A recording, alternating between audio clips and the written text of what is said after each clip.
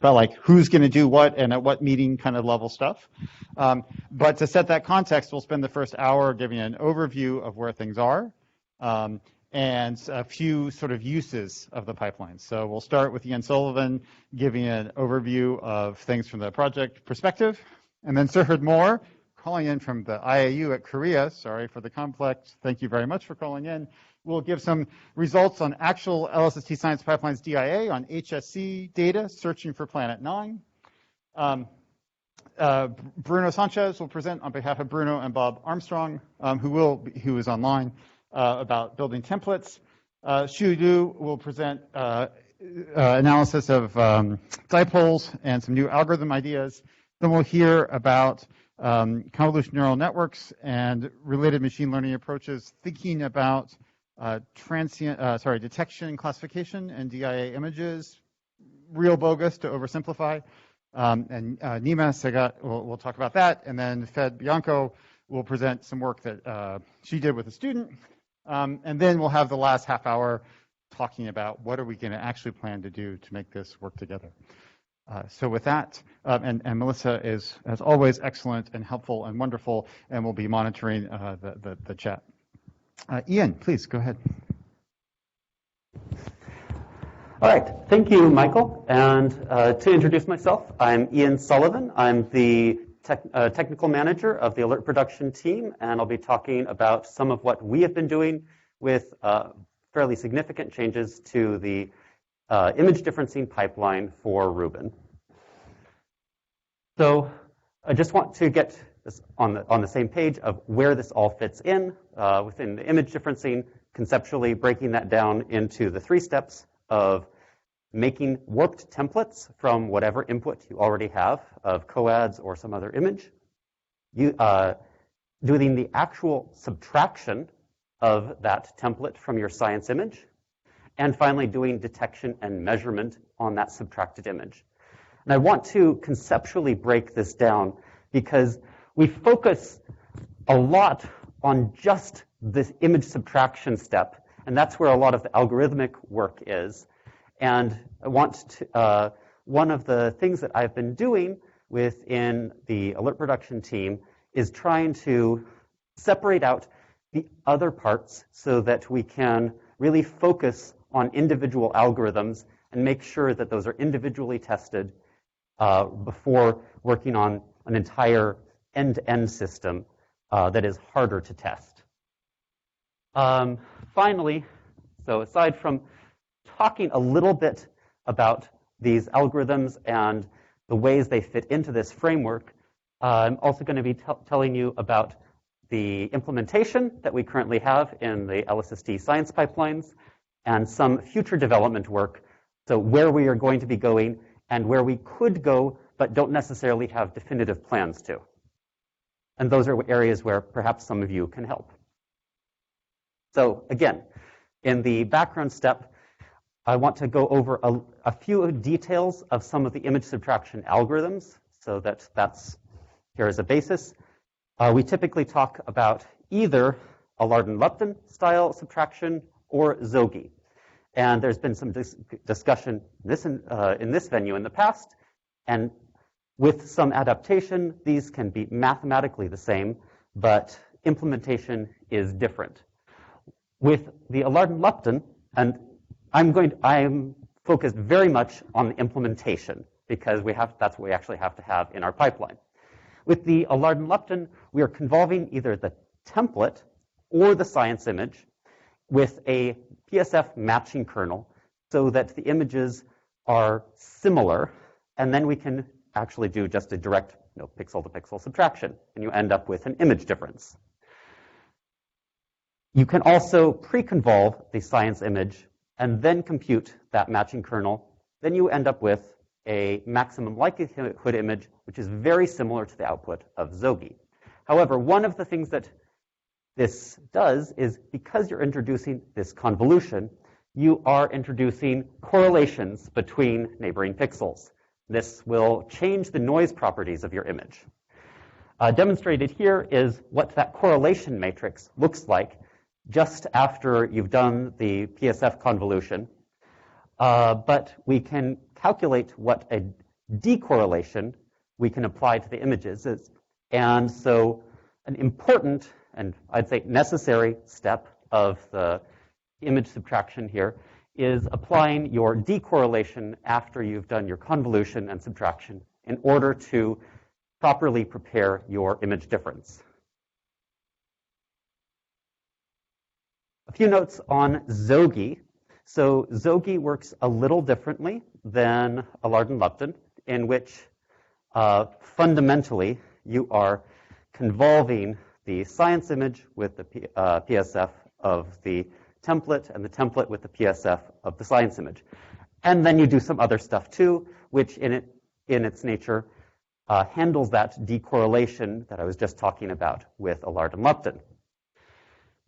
One drawback with this method is that in order to get an actual image difference, you have to perform what is essentially a deconvolution. And you are going to result, if you want an image difference, you then have all kinds of imaging artifacts, one of which is on an example here on the left. And this can make various measurements on image differences difficult. However, you have clean detections on what's your maximum likelihood image, also known in Zogi as your score image. So we have two different ways of producing images to use for our detections and measurement. Changing topics a little bit now, I'd like to focus on what is implemented in the LSST Science Pipelines at the moment for image differencing. This is a change. We've made the change officially last week, actually. But this is now part of the stack and used for our daily testing. And I'd like to point out a couple of differences from what we've had in there in the past. So all of what you see here was previously a single large task that handled all of these steps of image differencing together. This is a little complicated because that meant that if you were mixing in Zogi or pre-convolution with Allard and Lupton, the handling of the essentially units of the image was complicated, and this was a difficult to test and debug system. What's implemented now is much more modular and makes use of our Gen 3 architecture so that it's divided up into these three distinct steps where we explicitly make our templates, explicitly do subtraction, and this is where what we have in there now implements Allard and Lupton, but it could easily be switched out for something like Zogi or Allard and Lupton with pre-convolution. And finally, we do detection and measurement. The detection and measurement needs your image difference, though again, I'll talk in a bit about future directions. If you're doing the pre-convolution or Zogi, that can easily be written to instead take your maximum likelihood images as your input. I was asked to talk a little bit about performance and metrics as well. This is, again, under development. One path through image differencing is extremely well tested, is used extensively in different data releases by different projects. And that's when we are using Allard and Lupton and convolving the template image. This works most of the time because most of the time your template has better seeing than your science images. But especially in early LSST observations, that may not always be the case, and we have to support other modes of convolution or algorithms. So we've been working with this new framework. It is much easier to implement properly the modes where you are convolving the science image, which requires good handling of your variance planes and treating the noise properties, because now you're actually modifying your science image, or going to pre-convolution or Zogi. Just shown here, we have been focusing on looking at the bright sources for comparing how this is working in some test data. And there are still a few bugs. I have chosen this data to avoid those bugs, but we know about them, and I can definitely talk to you about them if you want. We hope to have those fixed soon. And it looks as though we are able to currently accurately do either the template convolution or science image convolution. And other algorithms, as I say, are yet to be implemented in this new framework, but we have plans to do so. Other important status for this group is the timing of the overall pipeline. Since we have a time limit for alert production, we recently conducted a focused sprint in order to characterize the actual alert production overall pipeline time using DC2 data, so representative of the size and quality of actual LSST data. This was done on Google Cloud, and after analysis of where the timing was being spent, we're able to tune our pipelines, configure it to only the parts that alert production needs, and cut that time down to about 200 seconds. That's excluding data loading, which was needed in the test environment using a prototype processing system. With data streaming, we wouldn't have that data loading, so that part can easily be excluded. That's 200 seconds to be compared with 60 seconds, which is the goal? That's right. So we are not meeting our goal yet, but we know where we are. And we have a detailed analysis of where that time is being spent and where we can focus our efforts. But 200 seconds on Google Cloud, which is not the final hardware, is the current benchmark. Other metrics, so we track many metrics nightly, running the entire alert production pipeline on a variety of precursor data sets. Currently, that involves a subset of DCAM hits, as well as the HSC Cosmos. We will soon also have some of the DC2 data in there, analyzed nightly, as a third data set. This is showing the, I guess the text is a little fuzzy on this screen, but this is the runtime of the different components of the pipeline stacked together. The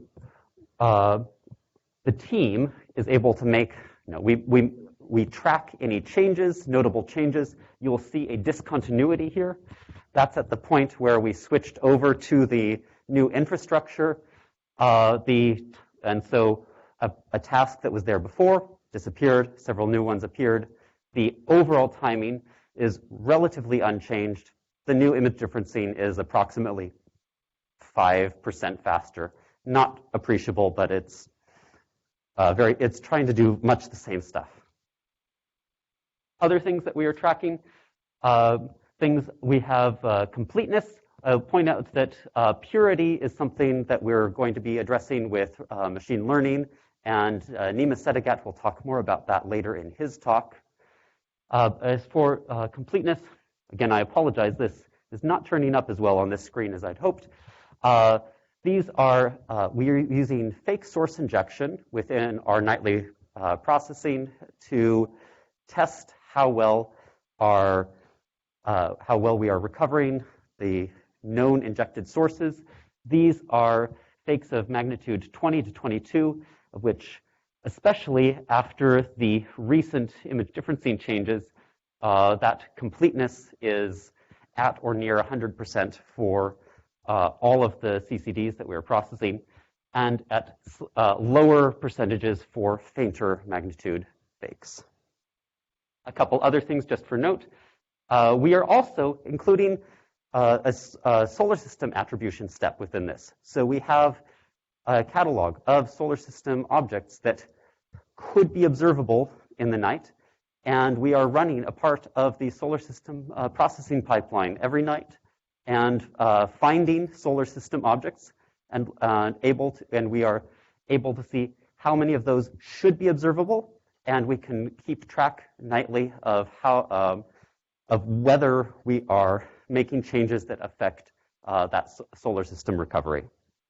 And just to wrap up, since I believe I'm out of time, a few of the things that the things that we are planning to do now in the future, we need to work on testing and supporting the additional modes of image differencing, particularly the one that we are focusing on the verification part of right now, where we convolve the science image.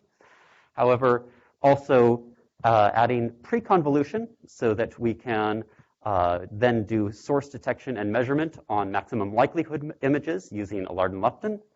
Or Zogi is a easily supported algorithm, and we have an implementation in the previous framework. And depending on staffing and priorities, that is something we would be able to provide. It is not currently in our plan, but it is something that is relatively straightforward. That's all I have. Any questions?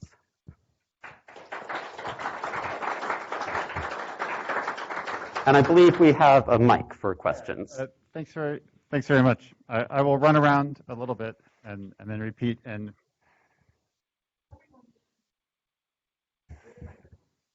oh my goodness, wow! Except for you, they're all microphones. So David, go ahead, and then I'll run to the back. You have a microphone, right? Or you can go. Yeah, I haven't looked at these in years. I was wondering what happened to the Refactoring. This got really loud. I think something changed the volume here. So that's what I was calling Zogi. Oh, okay. That's the Zakeh, Ofek, Galyam. I apologize for the unexplained acronym. Yes, that's the same algorithm. And back here, and then Gautam. I was just. You're good. I was just wondering, for your alert production metrics, most of the speed up looks like it came from characterized image. Yes. Why did that happen? Oh, that was sorry, again, apologize for the volume here. So in doing that analysis, we were able to see that we were turning on PIF, which is a more accurate PSF estimator, and we knew that PSFX was probably sufficient for us and ran in much less time. And so in looking at that timing, we then started turning off the additional measurements that were more than what we needed. And that was a substantial part of that reduction in time. It was not the only thing, but that was by far the biggest. All right, thank you. We'll go to Gautam, and then Melissa, I presume, is representing people online. Thank you. Great talk, Ian. So in the DDFs in particular, with the current baseline 2.0 schedule, you often get up to like 4 images in the same filter, back to back to back. Is it possible to co-add them before subtraction for just the DDFs? You're talking about making incremental templates within a night. That is certainly something it is possible for one to do. I don't believe we have any plans to make incremental templates within the same night. So I just want to go on record and say within DESC, we've been looking at exactly this, and it seems to improve the dark energy figure of merit for the DDFs by about 20%. It's a huge gain. So I would really like our project to take a look at this. I think it will have a very significant impact by about 20%. So 1.2, it's not a joke.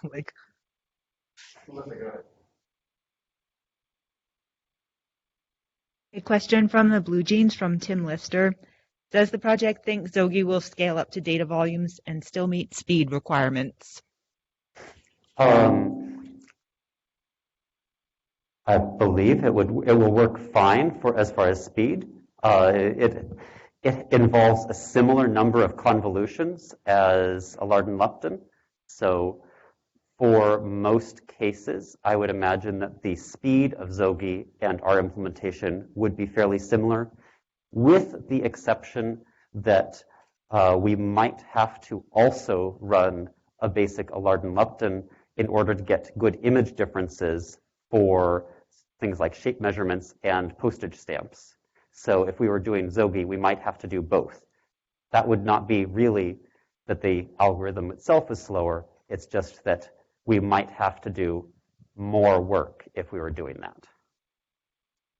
Thank you, everyone. Thanks, everyone.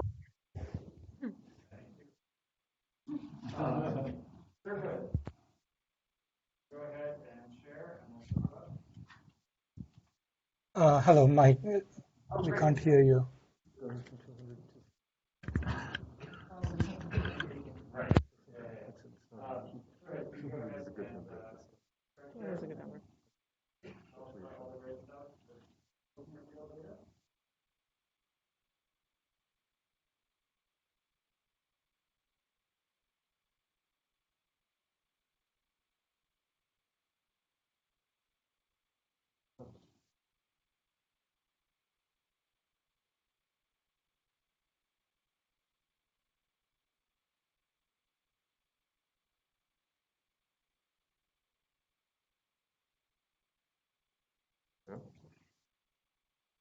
Hello, can you see my screen? Yes, we can. I can't hear you, so sorry. Hey.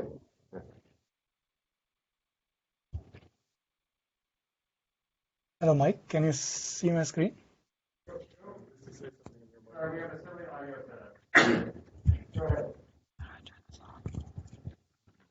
Okay, so let me get started. Yeah, so thanks a lot, Mike, for asking me to give this presentation on the HSC search for Planet 9.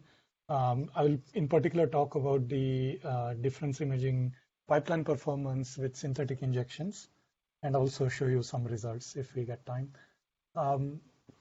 So we have been conducting for the last 5 to 6 years Subaru's HSC survey for the search for Planet 9.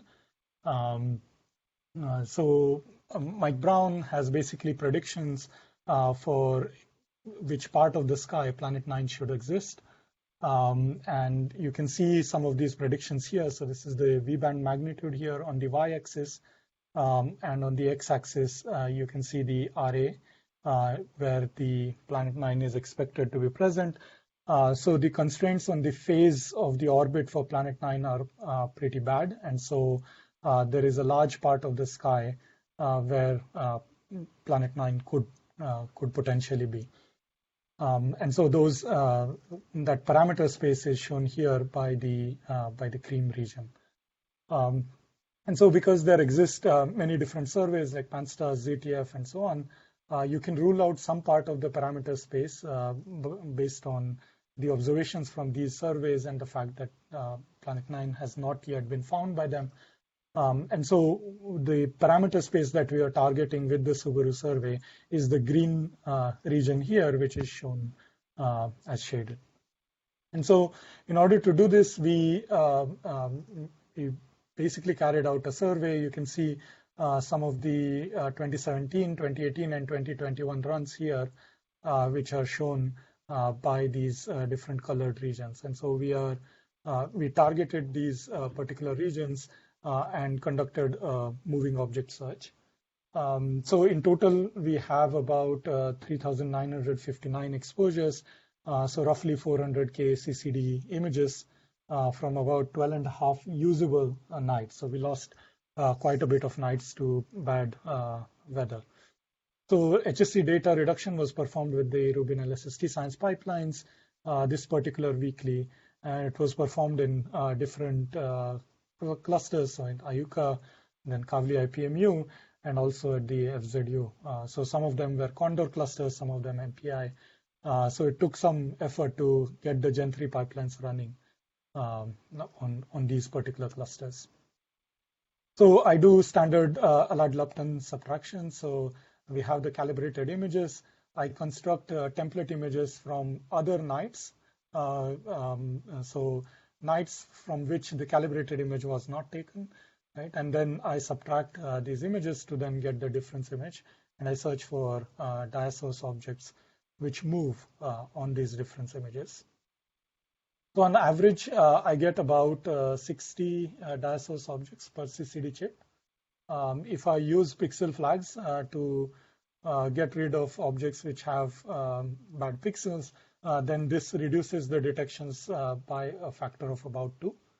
And then I also characterize the performance of this search by injecting synthetic Planet 9s into the data. So in order to get the injections of the synthetic Planet 9s, I've done a few changes to the code, which are now part of the stack. So the stack can now allow for objects which are basically only star-like injections, because for Planet 9, I didn't care about galaxies and any of the galaxy properties. And so there is an extra option that has been added to this particular task. And I also added an insert object task, which tells you to add synthetic objects at specific locations with certain magnitudes using the do match visit config option. So in the table, you can have an option to tell where a particular object will be on a particular visit, and only that particular object gets added. So I suppose this will also be useful for supernovae or things which vary in flux to be injected. So here is what I get with the fake injections of Planet 9s that we have done. So about 95% of the injected Planet 9s down to the magnitude limit on each night I could recover. I think the rest of the 5% are related to blending with nearby artifacts. And I have also tried to add in like a deblending option, a deblending step, before running the detections in the source measurement, and after the detection and before you run the measurements, and that seems to recover almost 100%. And the deblending step that I added, it had basically minimal changes to the normal deblender configuration. So that's what basically I get. I also see a clear dependence of the magnitude limit on the average seeing size. So you can see on the 5th of December 2018, the seeing was pretty bad, and that's why we could recover only out to a magnitude of 23 or so. But on most of the nights, we could go up to 24, 24 and a half, with basically 60-second exposures on Subaru.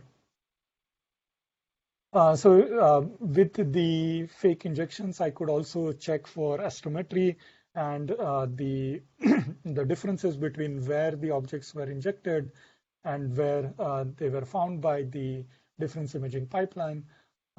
So here you are seeing the delta X in pixels, delta Y in pixels, and as a function of the different magnitudes of these synthetic injections. And so when you are at the bright end, you get an astrometry of about 0.4 pixels or better. And then as you go to fainter and fainter objects, it goes to about 1 pixel, at 24 to 24 and a half. The distribution is fairly symmetric, about 0, so that's good. There are squarish residuals that I see. So I suppose this is expected, but I would like to hear more comments about this. So this is about astrometry. About photometry, I see that so what you're seeing here is delta M divided by the error given on the photometry by the difference imaging pipeline. And so you're seeing the histogram of it. And if the errors were representative and were correct, then you would expect that it would look like this orange line, which is a normal with a unit variance. And you can see that at the bright end, you see a deviation from this normal distribution. It requires a sigma of about 2. And so that, I believe, is because when the synthetic injections were done, the image variance is not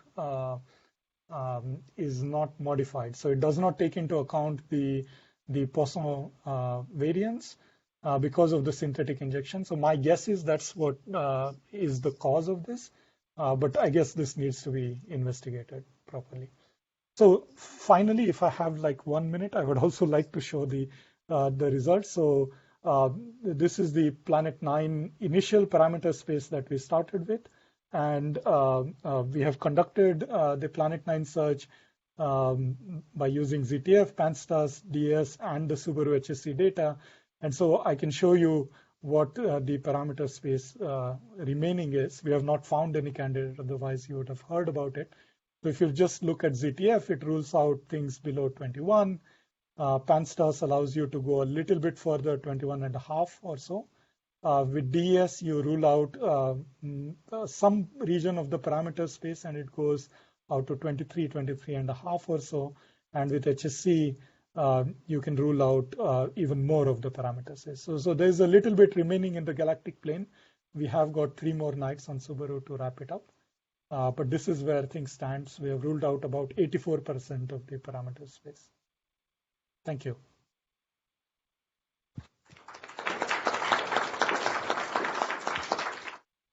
Thank you, Surhud, for fantastic scientific and technical work. A couple of quick questions while Bruno comes up to get set up. Mario. Hi, Surhud.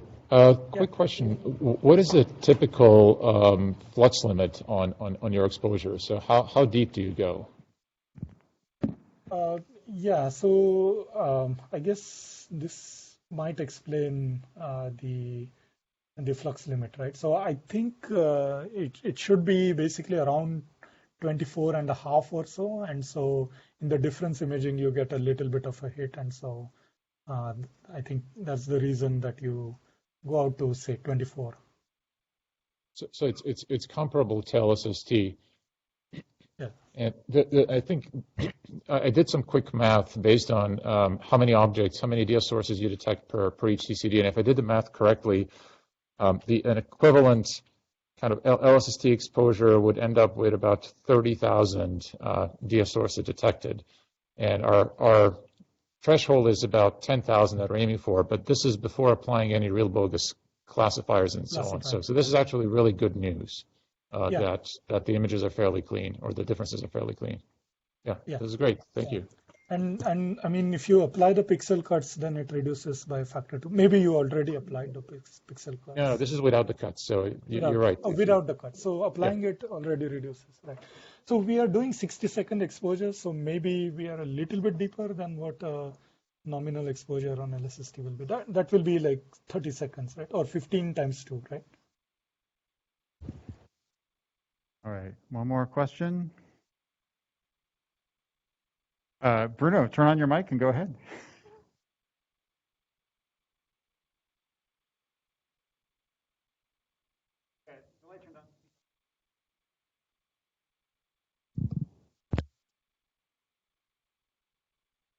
Sorry, I couldn't hear the question if there was.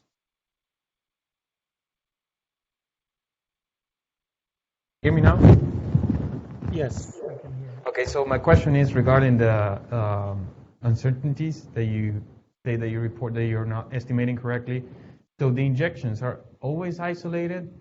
I mean, if there's anything bright near that sources? Yeah. No, so we did not do any isolated injections. We just, Mike had simulations of fake synthetic Planet 9 with the motions that are expected. And so we just injected them without checking whether there is anything there. But I think this effect is not because of like injections falling on top of something. I think this is really the variance plane, especially for the brighter objects, right? As you go to the fainter objects, you see it gets closer and closer to the unit normal. But when you have brighter objects, if you are neglecting the Poisson down, you expect this range to be wrong. And Shu, you sort of saw the same, you know? Anyway, thanks again, Surhud. This is fantastic. Thanks so much for joining from Korea. And one of the points of this session is to introduce you to people doing stuff and so you get sense. And when Surhud says he implemented and took the science pipelines, and he implemented on an MPI cluster, which was not at all meant to run on, instructed to run on. So Surhud is really a fantastic example of taking stuff, of an in-kind contribution, and doing great stuff. So you should know who he is, and if he's feeling kind, he might help you, and that will be very helpful to your science. Thanks again, Surhud. Applause, and we'll go on to Bruno. Can you stop sharing?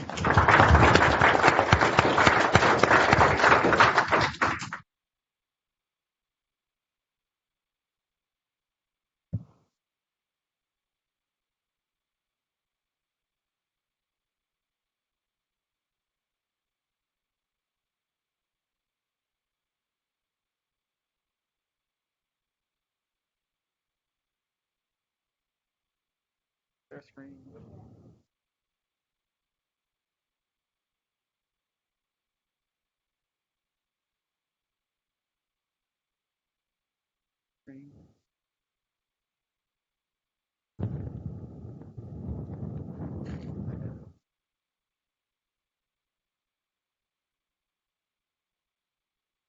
All right. Next up, we'll have Bruno Sánchez and Bob Armstrong, who is remote, talking about their experiences in template creation.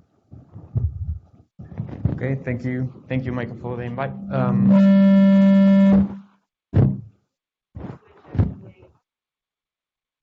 This is not great. Okay. I can hold the mic.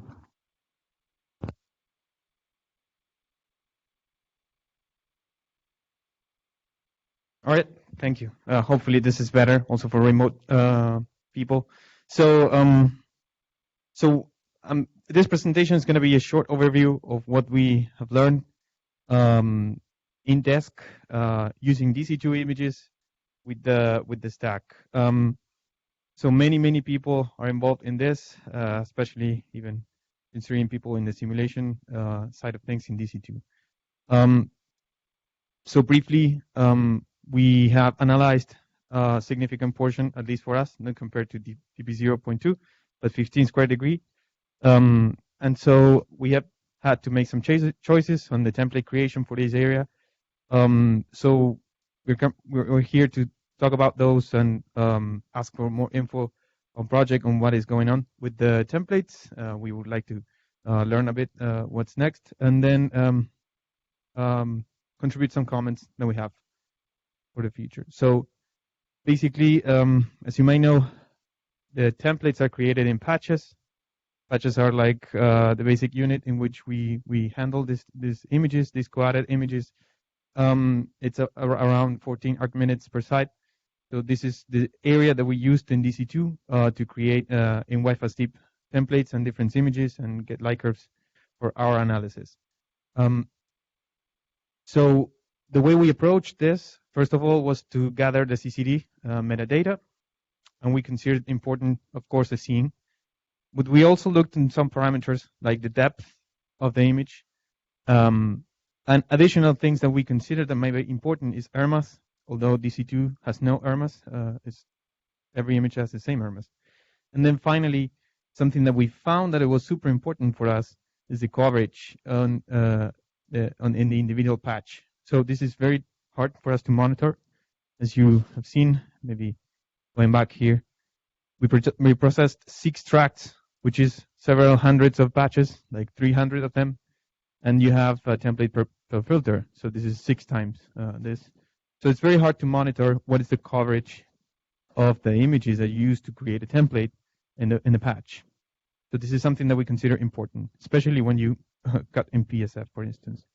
So we ranked the CCDs in each patch using first PSF and then depth, and we ran this correlation. So the idea was to have at least 40 images per patch. This is I'm showing here the MJDs of the images that we used. We only used the first year because we intended to use it for DIA in the next following 4 seasons of DC2. And this is a box plot of the distribution of the number of CCDs per patch coat. So per filter, you're going to see a distribution of 300 points. So not all of them got these 40 images that we wanted. This might be related to coverage and some other various reasons. So yeah, these are our results. We visually inspected a few of them. Clearly, I don't have a lot of time to go through this, but clearly things look like a coat, a high signal to noise ratio image. And we learned, just this is the distilled version of what we learned, is that, as Ian said, this is a very important piece of the DIA pipeline, although it's not the subtraction algorithms per se. So we learned that a bad template can have very bad consequences. Of course, affect the detection efficiency. You're going to miss things that you wanted to detect. It leads to contamination from false positives. It biases the photometry. So we found that if you look at the fluxes and the distribution, and I have a plot as a backup slide, if you want to check. But it biases the photometry and it gives you bad uncertainties, so not the correct uncertainties. And then in our paper we found that the worst templates that we had in U-band filter, if you drop that bandpass, it could affect ultimately science cases as cosmology with SN1A. So I'm speaking only in the photometry, right? So this is very difficult and very relevant, and we think that coming up with a testing general solution is very, very difficult. Especially when you consider that cuts that you can apply in PSF and depth will depend on filter, and also we expect that they will depend on the region of the sky that you're looking at. More recent work that Bob, I think, has been doing is with Gen 3. We know that we can access the relevant bits that we want to use to select CCD images to create templates. We know that the CN size is there and the limited magnitude of depth. But an interesting part is the coverage. So we would like to see if there's a possibility of having a coverage estimate on each image, in each template, in each patch, so we can predict what images to choose. It's very difficult to choose visits right now to create a nice template because it assumes that you have existing warps. So basically, it assumes that you have already aligned the images or projected the images all together. And after that is when you can select things. So this is something that is expensive computationally and also probably not needed for some images that have bad quality. So I think we're interested in knowing if there's a way of predicting this overlap. And we know that there are workarounds, but they require some manual work. So, yeah. This is pretty much the last slide that I have before accepting questions, and I have a few backups. Thank you.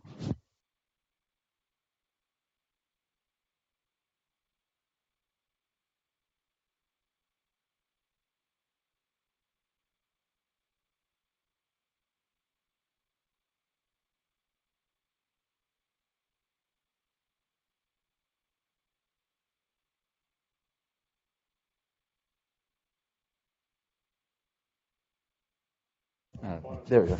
Yeah, it's probably not a question, but an answer to one of the questions. I think it should be fairly easy to predict the overlap fraction just by looking at the corners. If you have the WCS solutions without requiring to warp the whole image, you should be able to find the overlap fraction. I'm happy to talk with you on that.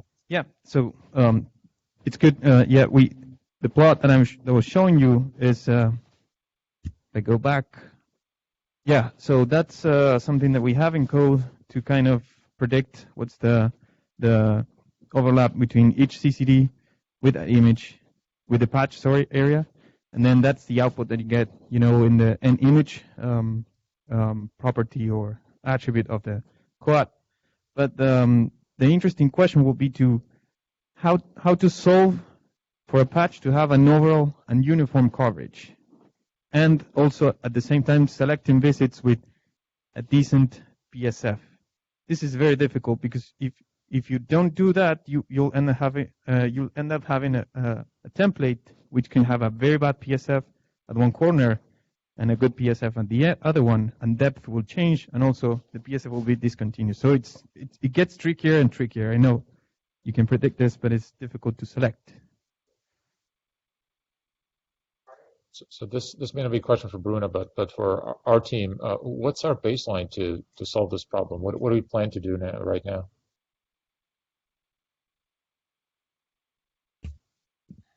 I mean, it's a challenging problem, and we have to confront it. I'll talk about it a little bit in a few minutes, but there's no magic answer. That dithering is how LSST will observe, and so in the farther future, something like cell-based coads is an exciting thing to think about, but that's not something that's coming in the commissioning timescale. Yeah, I guess I ask because we still have some influence into how LSST will observe. So if a signal comes up and saying like this is going to damage science significantly unless we have a little bit more uniform templates, that could potentially feed back into cadence discussions, at least for year 1 or 2. I agree. But it touches lots of things as you know. So. All right, let's thank Bruno again.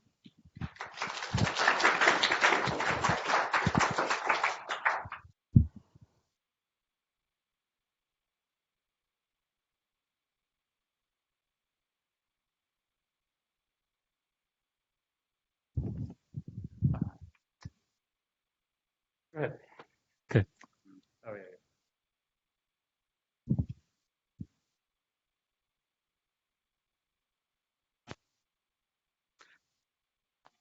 Okay, so let's start. My name is Shu. I'm from University of Pittsburgh, and today I'm going to discuss artifact analysis of the desk DRA pipeline. Okay, so in this analysis, we analyze subtraction artifacts detected from the difference images produced by the desk difference image analysis pipeline. And we use DC2 dataset for analysis.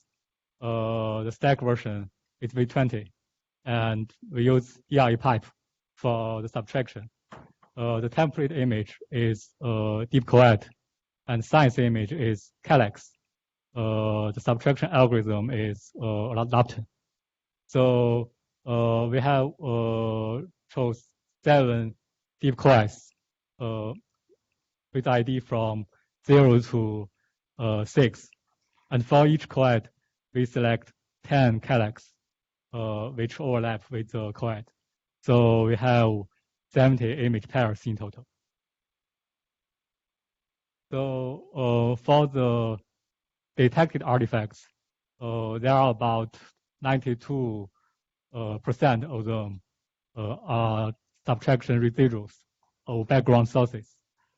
So we match the detected background sources from the source catalog to the detected DRA sources from the DRA source catalog.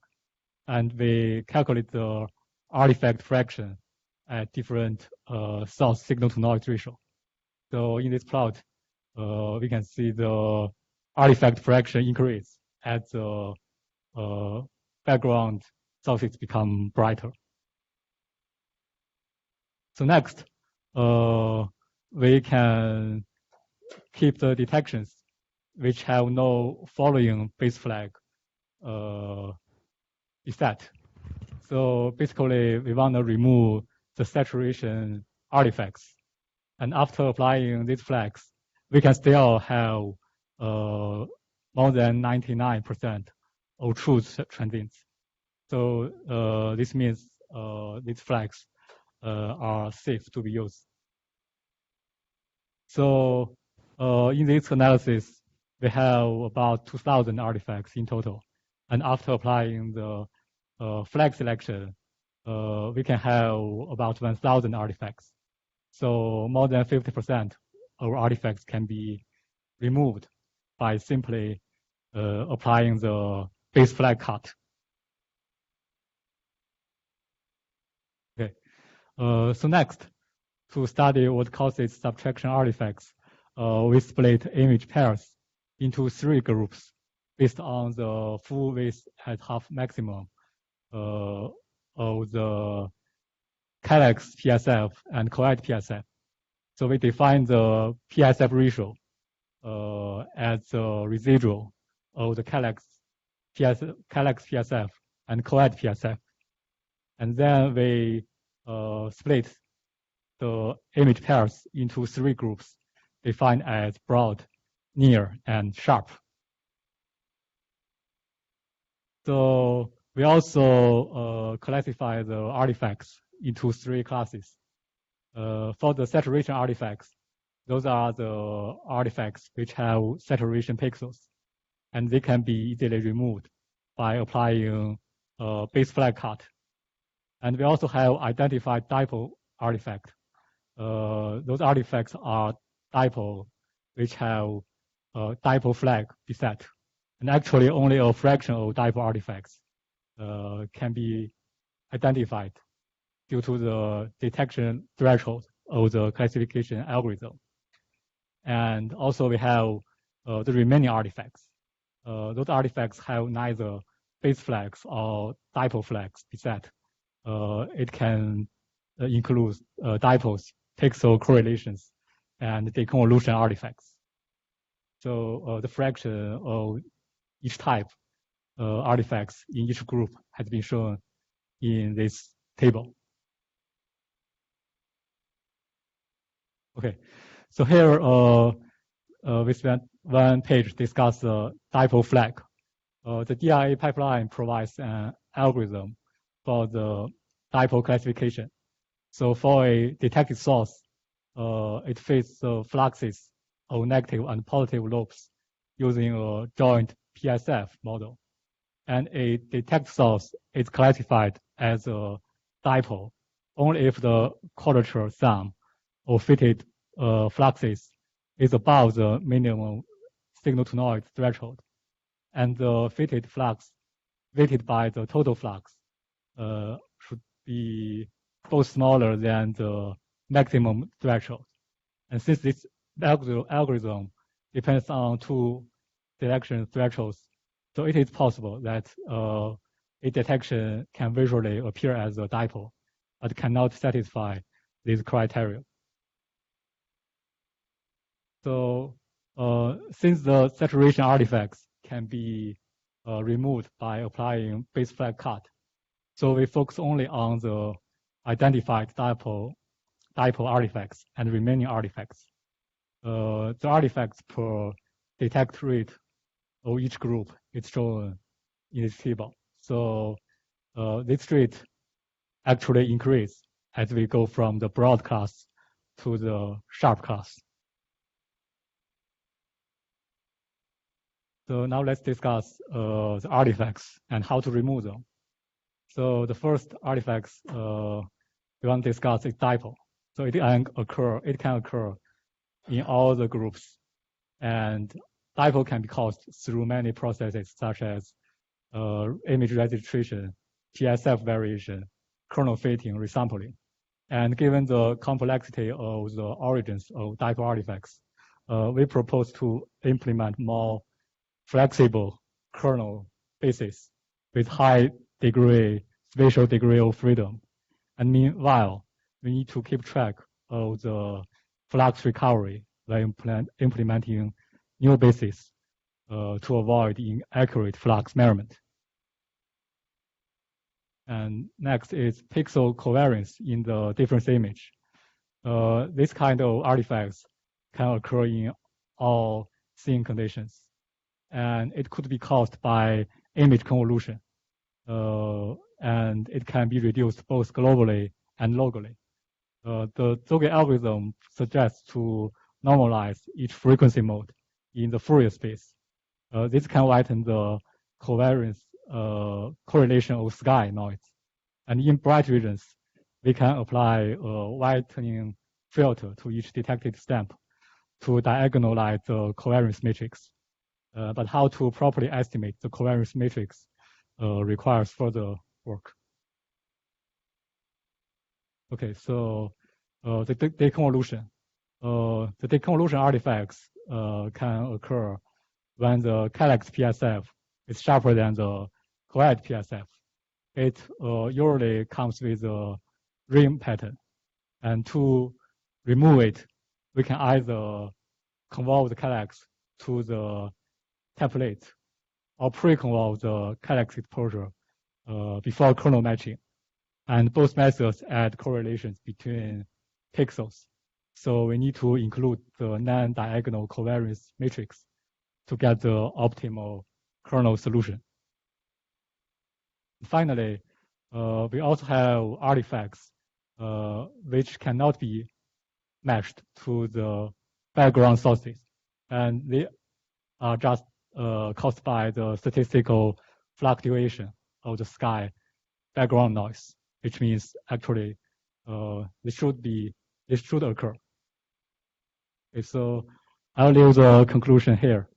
Thank you for your listening, and I'm happy to answer any questions.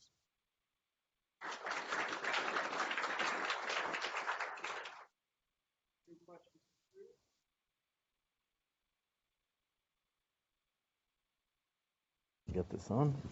So if you go back to the last slide there, just the unmatched artifacts. Does the simulation include sources that are nominally below the signal to noise limit of the images? I mean, could these actually be groups of very faint sources as opposed to background sky? I guess it's partly a question of what the definition of background sky is. But just want to understand what these unmatched artifacts actually are. Are you matching the COAD catalog or the injected original model that you Don't. You're doing the COAD catalog? Yeah. I'm using the source catalog. Source catalog. Calyx image. Yeah. So, sorry, you can.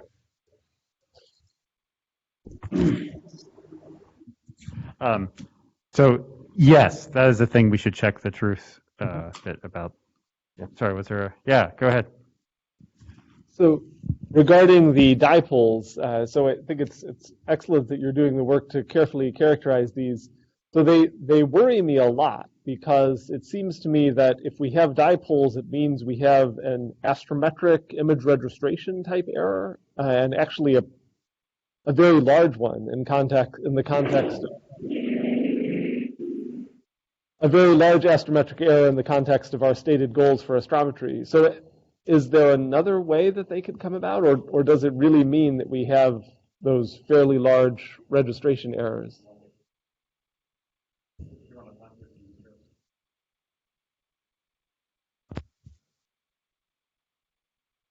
In that you necessarily have a astrometric registration error.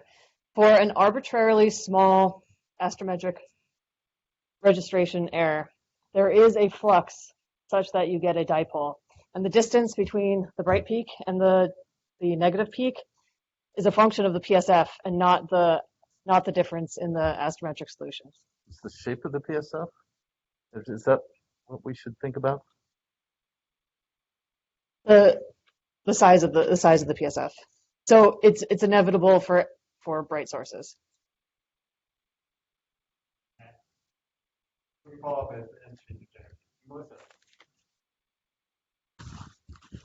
There's a question from Blue Jean, so I'll let Augusto unmute and ask it. And then there'll be another one. Hello, everyone. Congratulations. My question is, can we apply these techniques to the CMB maps?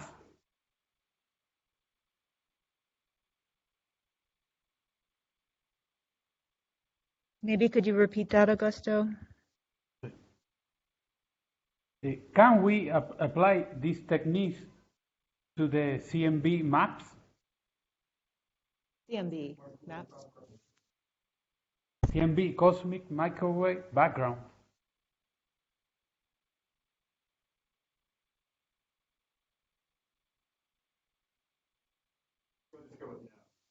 Into the mic then. Sure, yeah. I think no is a very short answer in terms of what we're talking about here. There's an interesting field of talking about CMB map time variability that's sort of in a different regime. Melissa? There's another question. Yeah.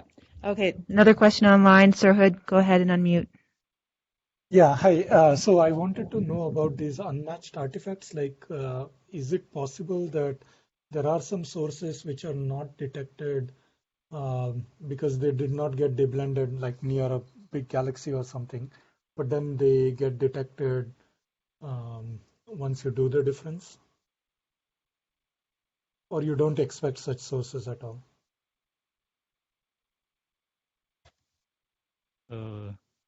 Your question is it possible that some sources are not detected due to...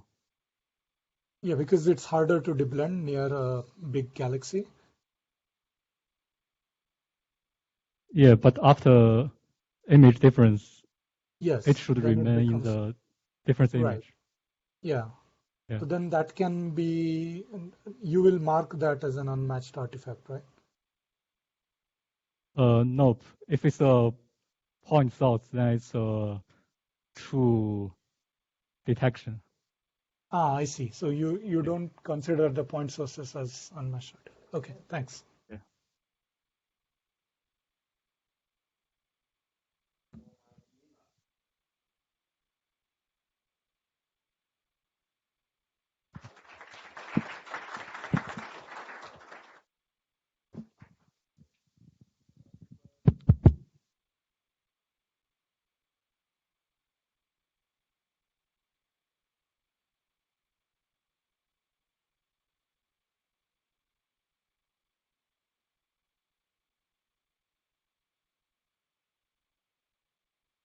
Thank you. Hi, my name is Nima. I have joined the AP team a few months ago, and I am there to work on to coordinate the deep learning-based approaches to transient detection and validation or verification or scoring, depending on how you see it. The traditional name, the classical name of this has been real bogus classification, but I kind of tend not to use that so much. We will discuss this later in a few seconds. So this is the font is too small for this screen, but anyhow, this is the what of what we are doing. So this is a simplified illustration of the pipeline from the point of view of where I am standing. I mean, where the thing is going to be done. Do we have a pointer with this? Okay, yeah. So we get a single visit, which is the science image basically, and we have a database of templates. We have image differencing, and we get the difference image here. Classically, we apply a 5 sigma threshold on it, and we get potential candidates, or the way we call it, dia sources or dia sources. And then this is the missing part, which is a sort of a vetting on the candidates to decide whether these are real candidates or good candidates or not. And why we do that? Because we don't want to fire an alert on everything. So we want to have a better less false alarms, let's say. So a bit of visualization of the why of this. This is admittedly an unfair image, unfair illustration of how the diffing works, but you get the point. So the greens are the ground truth or the true sources that or true transients that are to be detected.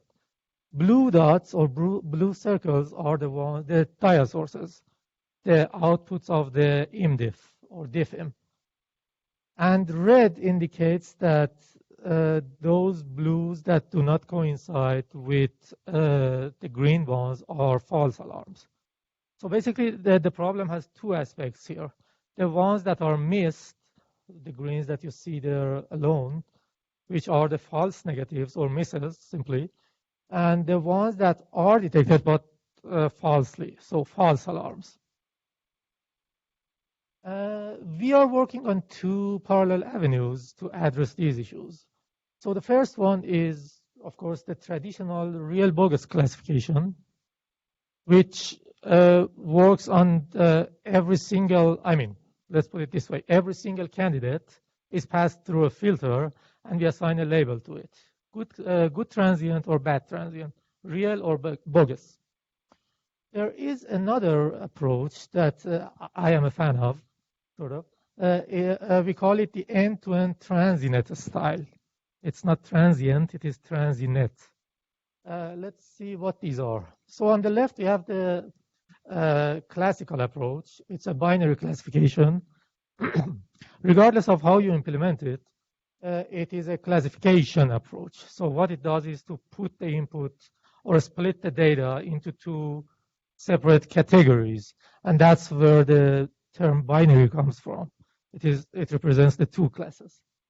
It's from a data scientific point of view, it is a discriminative approach in the way that the features that this potential neural network is learning, it is only capable of discriminating or differentiating between the two types of candidates that we pass to it.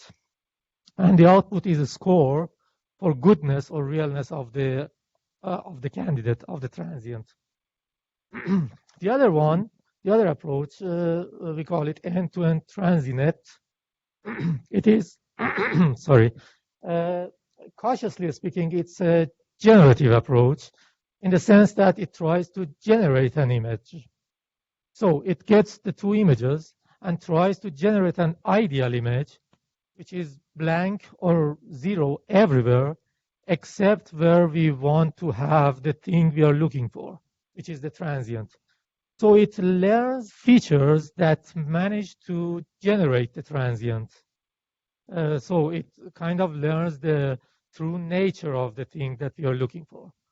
There are, of course, other fundamental differences between these two. We have identified some drawbacks, some flaws in the classical method. And that's why we are leaning towards this method. But what we are pushing both of them in parallel, also for backward compatibility and for fair comparison between our method, our scores, and other methods. But the big difference from an image differencing point of view between these two is that this guy does the localization too. You do not need to pass a candidate at the center of a patch to it to be able to classify it. It does localization and classification at the same time. So basically, if you look at the original paper, the aim is to do denoising, registering, PSF matching, differencing, localization, everything in one go. And unofficially speaking, my aim is to pass a single calyx or single visit to it.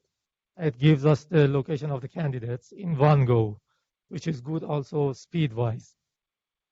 So the real bogus classifier, as we talked, one student has implemented a simple method. So just downloading a ResNet or something from the internet and running it on DC2 data, you see that we can have a very good evaluation on a very good classification on this data. However, it was a very good coincidence what Shu presented just before me. You should be careful when you want to run something on DC2 data, for example, where you have truth. Many of these artifacts are labeled as true transients in DC2 data. You should be careful about that. You cannot just pass whatever labels you get, because then your data would be degenerate and you would never get these curves. And so one news is that, I mean, the code, the task for real bogus classification is implemented into the stack now. And in a few weeks, it will be merged into the official stack. And everyone, I mean, we have tried to design it such that everyone can plug in their own classifier and evaluate it and see how it works in the pipeline, in action. A bit on the transinet. So what you see is, I mean, we have just started experimenting with transinet on LSST data on DC2. This is a work from 2018, so it has proven, I mean, to work correctly. Sorry for this issue, your technical issue.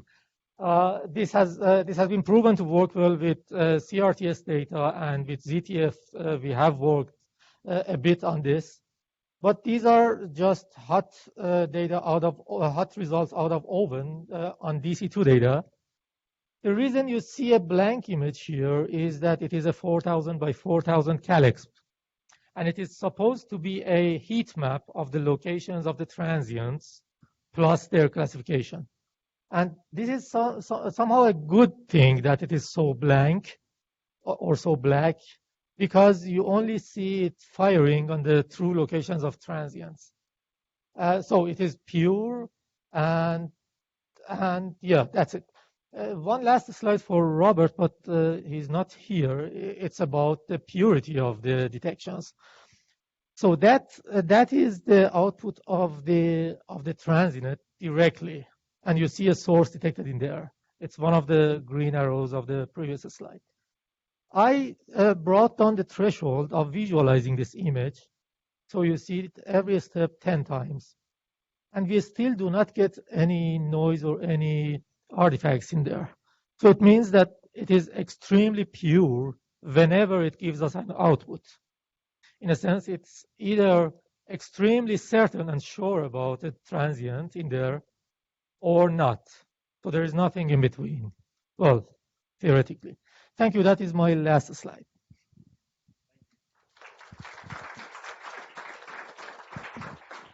Thanks, Nima. Come on up, Fred. Just for time, we're going to try to move on. Sorry, Bruno. Lunch is in like 15, 20 minutes. You can ask more questions of the people by finding them for lunch.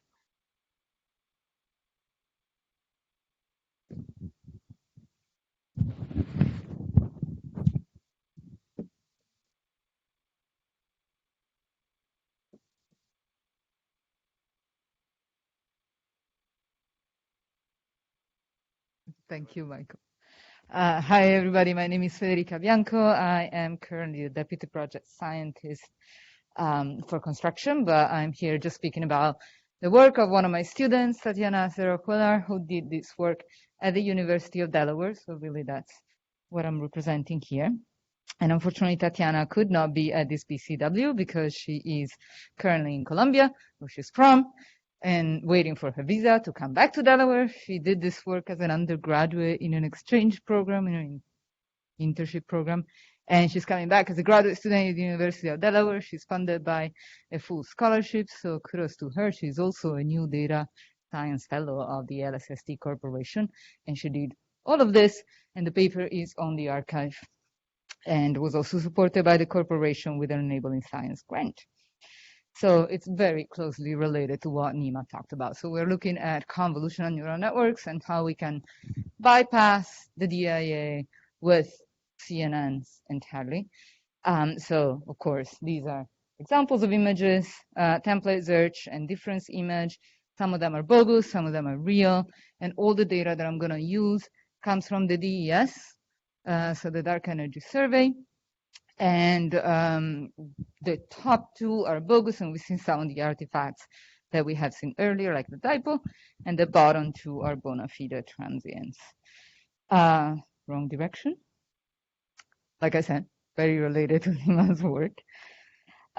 So the idea is quite simple, actually. We have we build a neural network, and we pass to the neural network either a triplet of images, one with difference search and template. For some reason, at the beginning, we didn't have the foresight to pass them in the correct order, so we're stuck with this like difference on the left. Sorry about that. All that you will see will be like this. And then we build a neural network that is very similar in the architecture and just pass search and template, so we can assess the impact of the information loss in removing the DIA entirely. This is preliminary work, and it's just sort of a proof of concept demonstration. Should I emphasize? I can skip over these slides because I think we've already talked about what neural networks are more, and everybody should be more or less familiar. But neural networks just search for features that are specific to classifications that they tend to make in the objects. And the data, again, comes from the Dark Energy Survey data. There's a whole fun story about when you normalize and standardize images for convolutional neural networks for astrophysics, because they're so different from the images that the neural networks were built on, right? So you have to really pay attention to the pre-processing steps. But I think I'm the only one that gets excited about this. So let me also skip over this in the interest of time. So I want to emphasize that the results that you will see, we do have some loss of accuracy in the classification, in the real bogus classification. So our neural network ingests images and spits out a real bogus at this stage. There's going to be a loss of performance when you go to the no DIA model, the model that doesn't use a difference image. But keep in mind that we maintain the same architecture to as much as possible, based on the fact that we have a different input size, because we really just wanted to assess the information loss impact. So without further ado, that's Tatiana's result. So confusion matrix. The diagonal is good, the off diagonal is bad. Real classified as real is on the top left, so 95% true positive. 97% false positives with the neural network that does use the DIA. We stopped at this. You can probably get a little bit more accuracy, but we were fine with this because this matches our reference point, which is Autoscan, which is the real Bogus machine learning based, random forest based algorithm it was implemented for this data in the dark energy survey. And on the right, you see the performance of the no DIA. So essentially, the only operation that we did is removing the DIA image altogether. We have some loss of performance, but we do think that we can improve on this. Particularly, I'm a big fan of actually staring for a long time. I've lost curves until I understand what's going on. So this is the loss curve and the accuracy as a function of training epochs. And what I find interesting here is how much noisier the loss function is when you remove the DIA, as opposed to when you remove the DIA. This indicates that the problem is more complex, and so the neural network has a less linear performance. Overall, we can probably push the training here. We're not overfitting or anything like that. So this might also be a little bit undertrained. We were a bit resource starved. And one thing that we did that we think is fun is to look at what is the neural network actually tapping on to make the classification. So we use saliency maps. These are basically maps of important pixels, which you cannot see very well in the projector. I keep forgetting that this color is not really projector friendly. But basically, when you see as much that is green, that means those pixels were critically in the decision of the neural network. When you see background white from your point of view, that means those pixels don't matter. And so this is for the network that uses the difference imaging. And so it uses the difference images very heavily for correct classifications, for true transient. And it just swaps and needs to use the template, so it needs to use the context information when the transient is bogus. And we also see that our neural network that does not use the DIA takes a much more comprehensive look at the image. Essentially, what you're seeing is that the convolutional neural network is learning how to do the DIA, how to put together the two pieces of information. And for that, it needs the context. So it needs all the pixels in the image to actually learn this process.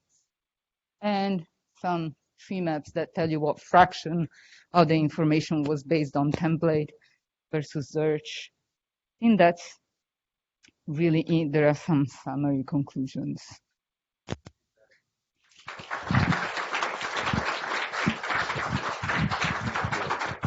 And I apologize to our CNN friends, but we'll have to move on to Eric here.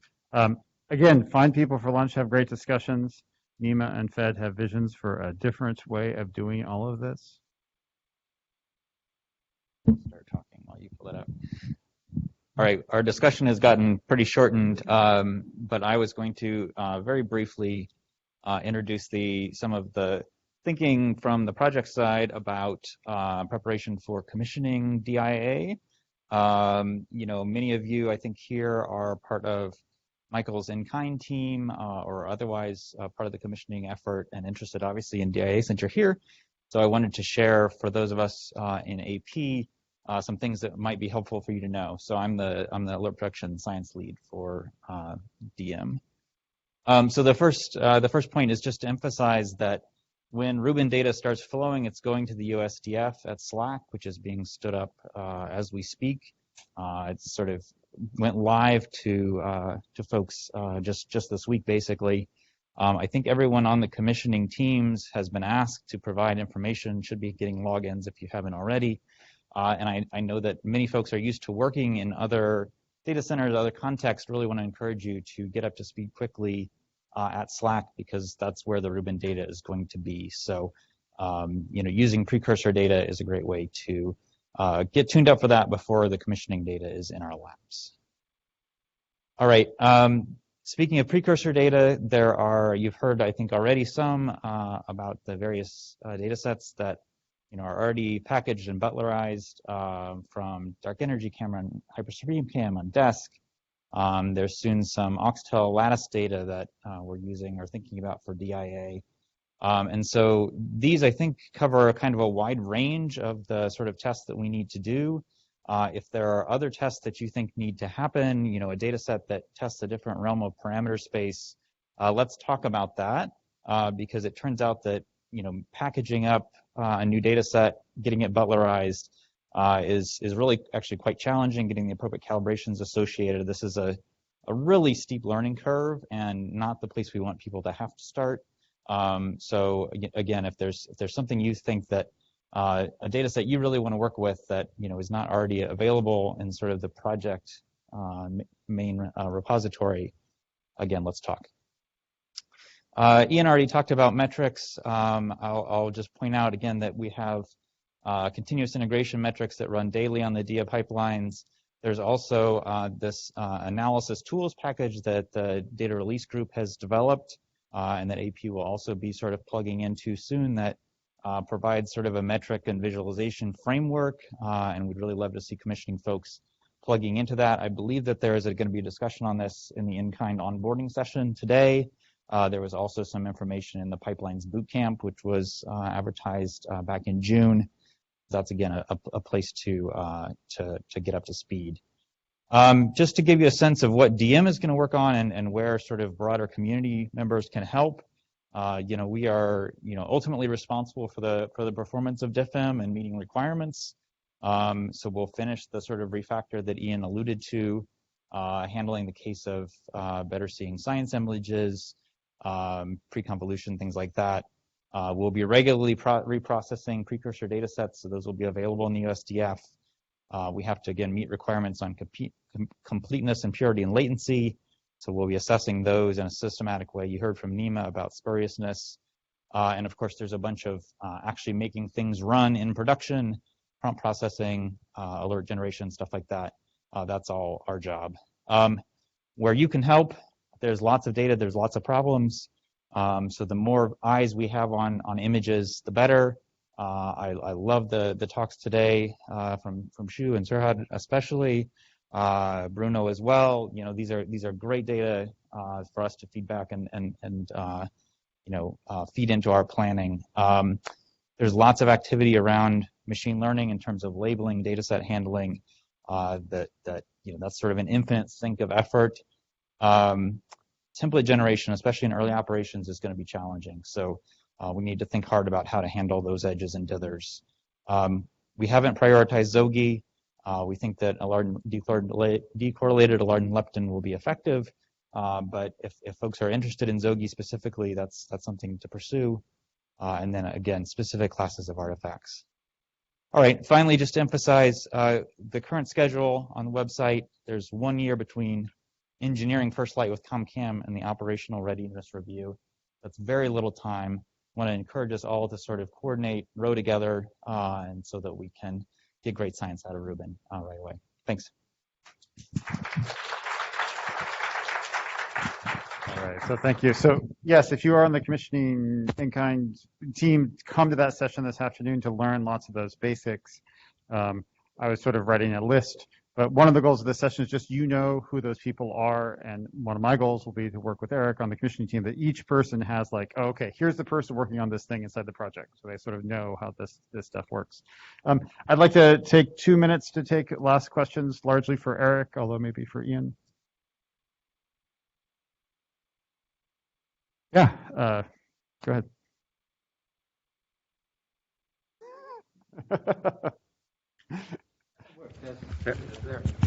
So there seems to be a little bit of tension here between getting the performance from 200 seconds down to 60 seconds and adding a lot of features like delta function bases or co-addition.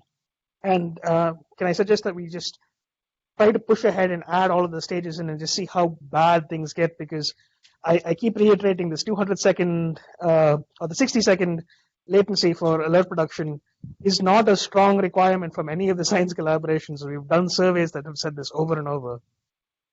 Yes, thanks, Gautam. I certainly agree with you. I like the message from project leadership has been that this is a very high-profile requirement, and I think ultimately it will be bringing it, these sorts of trade-offs to project science team, the directors, to help us prioritize as we go forward.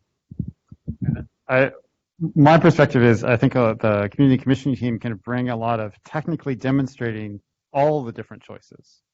And then you can have the discussions about what you actually do without the technical risk hanging around.